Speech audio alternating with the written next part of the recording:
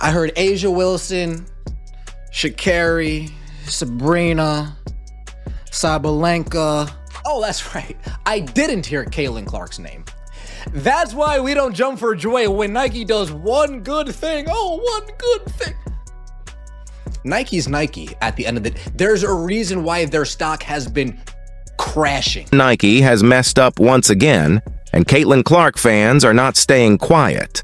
How does one of the world's biggest sports brands manage to disrespect one of the most popular basketball stars not once, but twice? In their latest ad, Nike somehow overlooked Caitlin again, and fans are roasting them like a burnt sneaker. Did they simply forget about her? Or is there something more to this? Let's dive into this marketing blunder because the internet is buzzing. And now with Nike, they're listing out the names of this. And of course, who do they ignore? The number 22 out of Indiana. Nike did it again. No, seriously, they actually did it again. Right after the Super Bowl, during prime time, they released a brand new WNBA ad. It was a massive moment, a golden opportunity, and yet somehow they managed to exclude Caitlin Clark, the biggest name in women's basketball right now. But now Nike put out how they really feel about Miss Clark. Let's take a look. You want to know what I'm selling? I'm selling greatness. Asia Wilson, 3-time MVP. We got Jordan Childs. We got Juju Watkins. We got Sha'Carri Richardson. Okay. And we got Arena Sabalenka. Champion. Hustling is not easy, but I love it. Sabrina, I know you want a team. Now, let's look at who did make the cut. Sabrina Ionescu. Okay, fair enough. She's solid. Juju Watkins. Sure. She's got potential. Asia Wilson. No surprise there. She's basically Nike's golden child at this point. But Caitlin Clark? Nowhere to be seen. It's honestly mind-blowing. Let's face the facts. Caitlin Clark is the main reason people are talking about women's basketball at this level. She's breaking records left and right, pulling in NBA-level viewership numbers, and yet Nike somehow just forgot about her. Thing that stood out among the Caitlin Clark fan base is them not mentioning Caitlin Clark's name at all in this whole damn ad. Now, one person said, why wasn't Caitlin Clark's name said? Another person said, they don't say Caitlin Clark's name in this ad. And let's be real. This isn't the first time Nike has disrespected Caitlin Clark. They keep acting like she's just another player on the roster, just another talented guard. But in reality, she is women's basketball right now. Meanwhile, Juju Watkins, a great young player no doubt, is getting major Nike promo, even though she's still early in her career and hasn't made the kind of historic impact Caitlin Clark has. And don't even get me started on Asia Wilson. Nike keeps pushing her as the face of the WNBA. She's a fantastic player, no question, but she's not moving the needle like Caitlin Clark. They promoted her more in college than they have at all the entirety of the WNBA season. She signed an 8-year, $28 million deal with Nike that also included her own signature shoe, which honestly, looking at it now, $28 million for 8 years is an absolute steal for this superstar. The Fever's games are going to sell out in every city. People are literally camping outside arenas just to see Caitlin Clark. When was the last time an Aces road game had that kind of hype? Nike really thought they could get away with this. They must have figured, oh, we'll just throw in a few names, slap some highlights together, call it a day, and nobody will care. Well, we care. This is like dropping a 90s NBA ad and leaving out Michael Jordan, or making an NFL promo and somehow forgetting Patrick Mahomes. Caitlin Clark isn't just another player, she is the moment. She's got little girls picking up basketballs, grown men buying her jerseys, and entire networks bending over backward to broadcast her games in prime time. How dare you put out a commercial with Caitlin Clark's merchandise saying everyone's name but Caitlin Clark? My dad could watch that commercial 75 times. He will only know Sabalenka's name. My wife will watch that commercial 75 times and she'll say, they're really gonna show Caitlin Clark's shirt and not mention her name? Oh, that's kind of weird, isn't it? And yet, Nike, one of the biggest sports brands on the planet, decided that Caitlin Clark wasn't worth a spot. In their new campaign, make it make sense? Because it doesn't. At this point, Nike just needs to admit they have a Caitlin Clark agenda. Seriously, just say it. Just admit. Yeah, we're oddly committed to making sure Caitlin Clark doesn't get too much shine in our campaigns because we'd rather push our hand-picked stars. At least be honest about it. But here's the thing. The fans aren't stupid. We see it. We see the nonsense. And if Nike doesn't want to embrace Caitlin Clark, that's fine. Someone else will. And when her jersey sales go through the roof, when her WNBA games break viewership records, and when she becomes the biggest name in basketball, period, just remember, Nike had the chance to get it right. And they fumbled again. So Nike has decided to release a congratulations to Caitlin Clark for Rookie of the Year shirt in what I think could be possibly the worst designed t-shirt in Nike corporate history. No, but look at this. I've worked with designers before. Like, this is bad. It looks like they had some intern just like quickly mock something up in like PixArt, but really, they put the Nike swoosh in the middle of the O sort of thing, like overlapping some. Look.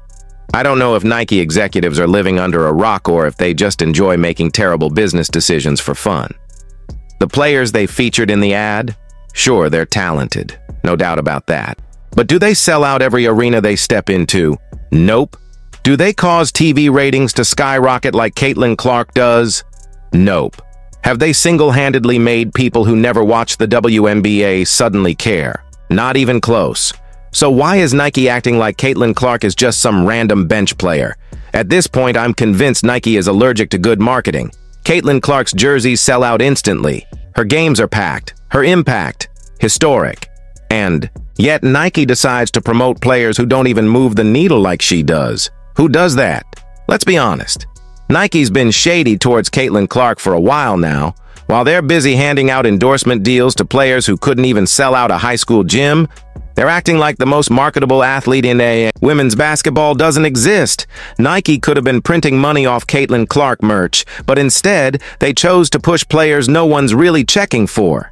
Genius strategy, right? Seriously, Nike's marketing team might need to go back to school because they're clearly failing Marketing 101. Ticket sales, and we've talked viewership. Now let's talk about regular season viewership, not draft viewership. Regular season viewership, it grew by 20% in 2023. It's grown by 180% now, which means it would take another 5 or 6 years to do what Caitlin Clark has done. So between draft day viewership, which is up 400% to 40%, between ticket sales, which is up 93% to 16%, between regular game viewership, which is up 180% to 20%. Imagine if Nike ran the NBA back in the day. LeBron James? Nah, let's put all our focus on the guy averaging 6 points per game instead. This is exactly why Under Armour and Adidas are just sitting back, watching Nike fumble the bag. They're like, go ahead, keep playing. We'll gladly take Caitlin Clark. And don't even get me started on the excuses. Oh, but Caitlin hasn't signed with Nike. Yeah, no kidding. Why would she? Why would she sign with a company that's acting like she doesn't exist? That's like showing up to a party where the host is pretending you weren't invited. The wildest part? Nike's out here acting like they're doing some big social justice move by pushing other players. But let's be real. They're just being petty. Let's call it what it is. Nike's salty because Caitlin Clark doesn't need them. She doesn't need their forced hype machine. She doesn't need their fake activism. And she sure as hell doesn't need to beg them for recognition. As far as the shoe deal goes, there doesn't seem to be one in sight just yet. And timing is everything. Like, who knows what's going to happen with the new rookie class coming in. Paige Beckers, Kiki Ariafen. This was the year to do it. Nike really thought they had us fooled with that Super Bowl ad, like we were just going. To sit there wide-eyed and say, oh wow, look at Nike supporting the WNBA. How nice. Nope. We watched that ad, hit pause, rewound, squinted at the screen and said, hold up. Where's Caitlin Clark? Yeah, she was in there for about 3.5 seconds. Maybe 4 if you count the frame where she blinked. Nike really thought we wouldn't notice that the biggest name in women's basketball barely got a feature. Meanwhile, they're rolling out the red carpet for other players. Be serious. Caitlin Clark could sneeze and sell more jerseys than half the league combined, and they've got her in the ad like an extra in the background of a movie. Let's be real. If you put an A'ja Wilson jersey and a Caitlin Clark jersey side by side, one of them is going to be collecting dust, and the other one is going to sell out so fast that Nike's website would probably crash. And let's not pretend this is just about A'ja Wilson. Nope. Compare Caitlin's sales to any WNBA player. There's a reason Fever tickets are suddenly selling at Super Bowl prices. There's a reason people are actually talking about the WNBA like it's a major event now. Spoiler alert, that reason is wearing number 22 in Indiana. So this has been called the biggest marketing fumble in history, and I mentioned in a previous video, I did work for marketing agencies, and I worked for an agency where Nike was our client, so I know how on top of things that Nike is, and this is one of those things that I personally just did not understand, because the excuse was that it takes all this time, and I do understand how it takes time, but LeBron James, he had his shoe in his rookie year. Steph Curry with Under Armour, he had his shoe, I think within a year.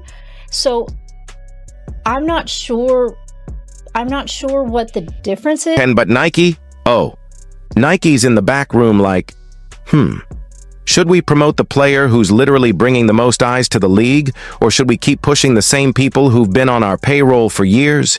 Decisions. This is the same Nike that made jerseys for a 2K My Player before making one for Caitlin Clark.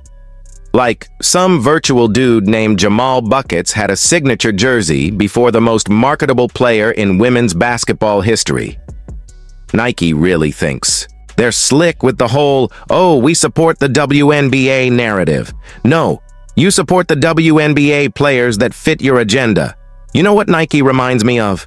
That one teacher who claims they don't have favorites, but clearly lets some kids get away with everything while giving others detention for blinking too loud. Yeah, that's Nike. If Nike were a restaurant, they'd serve a 5-star meal to everyone. But if Caitlin Clark walked in, they'd hand her a Lunchables and tell her to be grateful. Let's talk about jersey sales for a second. If Nike dropped a Caitlin Clark jersey right now, it would sell out in milliseconds. The website would crash, bots would be fighting each other in checkout, and some dude in his mom's basement would be flipping them on eBay for $600 a pop. Meanwhile, they could be giving away some of these other jerseys for free and people would still be like, nah, I'm good. I'll take a Caitlin Clark one though. Lovely young lady who goes out there and performs at the highest level and is a conscientious observer and a conscientious participant in helping to make women's basketball better for everybody. She didn't have to do those things, but she's done those things, which is further evidence that her heart has always been in the right place, and people who were looking for an excuse to denigrate her in any way. And Nike knows this. Oh, they know, they just don't want to admit it, because admitting it would mean confessing that their little "we decide who the face of the WNBA is" plan has completely flopped. They wanted to manufacture stars instead of letting the fans decide. But guess what? The fans have decided, the decision is in, and her name is Caitlin Clark. So Nike, do yourselves a favor and get it together. You've got a generational superstar right in front of you, and you're treating her like a side character in her own movie. If you don't want the money, just say that. Because Adidas, Under Armour, and every other brand with a brain cell are probably sitting there like, oh, you don't want to cash in on the biggest name in women's basketball? Bet. We'll take her. At this point, Caitlin should just start her own brand. Call it 22. Just 22. Simple, classic, timeless. And guess what? It would outsell Nike's entire WNBA line in one weekend. Up another commercial, look, 24 hours later, and not even mention her name. The level of disrespect is at an all-time high. I'm wishing Caitlin nothing but the best, and I don't want to believe it's Nike, man. I really don't want to believe it's Nike, the brand. I want to believe it's the people that work for Nike. Now, the funniest part? The disrespect just doesn't stop. Caitlin Clark could drop 60 points, cure world hunger, and dunk on Shaq in his prime, and folks would still find a way to downplay it. But guess what? The Indiana Fever have been cooking this off-season, and when Caitlin Clark takes that court, it's over for the haters. This season, Caitlin is walking in with a squad that's ready. DeWanna Bonner. Certified bucket. She pulled up like, "Oh, you all were trying to double-team Caitlyn? That's cute. I'm here now." Elsie Mitchell, one of the coldest scorers in the league. Sophie Cunningham. She's suiting up like a Secret Service agent, ready to go full bodyguard mode for Caitlyn. Anyone tries to get physical? Boom. Sophie's already there like, "Not today." It's one of the last times that Nike has done anything for Caitlin Clark. They promoted her more in college than they have at all the entirety of the WNBA season. She signed an 8-year, $28 million deal with Nike that also included her own signature shoe, which honestly, looking at it now, $28 million for 8 years is an absolute steal for this superstar, when a player like Wemby's Nike deal was rumored to be over $100 million. So here's my question. When Caitlyn is out there cooking every single night, lighting up the league, putting up MVP numbers, are people still going to pretend she's not that girl? When she's dropping logo threes like it's a warm-up? Drill, is Nike still going to act like they've never heard of her? Because let's be real, Nike's been moving like they've got Caitlin Clark blocked on every platform. After the Super Bowl, they dropped that WNBA ad, and somehow, someway, Caitlyn was nowhere to be found. Like, huh? The most talked about player in women's basketball, the one breaking records every other week, and she's missing from your ad? Imagine this. Caitlyn wins MVP, leads the Fever to a championship, and Nike's still trying to push some agenda. Here's a celebration of women's basketball featuring everyone except the actual biggest name in the sport. It would be hilarious if it wasn't so blatant. With that report, they said that we won't see a Caitlin Clark shoe until 2026 or 2027. That's Caitlyn's 3rd or 4th season in the WNBA. LeBron had his shoe his first season. Wemby already has his shoe. I just can't get over how big of a fumble this is. But it's fine, because Caitlyn's game is going to be so undeniable this season, even her biggest critics will be forced to shut up.